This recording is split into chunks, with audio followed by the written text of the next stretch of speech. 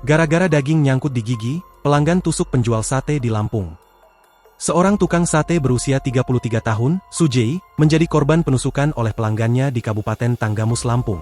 Peristiwa tersebut terjadi di Dusun Taman Sari Pekon, Tanjung Agung, Kecamatan Pugung, pada Jumat, 30 Mei 2025, sekitar pukul 20.30 waktu Indonesia Barat.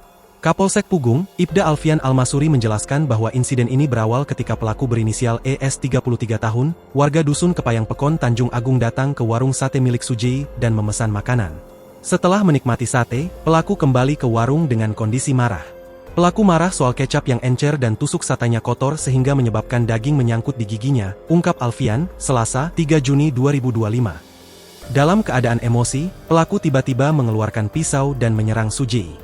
Akibatnya, korban mengalami luka tusuk di leher, tangan kiri, dan dada. Beruntung, seorang warga yang berada di lokasi segera mendorong pelaku sehingga Sujei bisa diselamatkan. Pelaku saat ini diamankan di Mapolsek Pugung dan kasus terus didalami, kata Alfian. Ia menambahkan bahwa pelaku dikenakan pasal 351 ayat 2 KUHP dengan ancaman pidana maksimal 5 tahun penjara.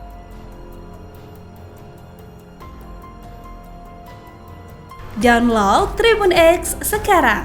Menghadirkan lokal menjadi Indonesia.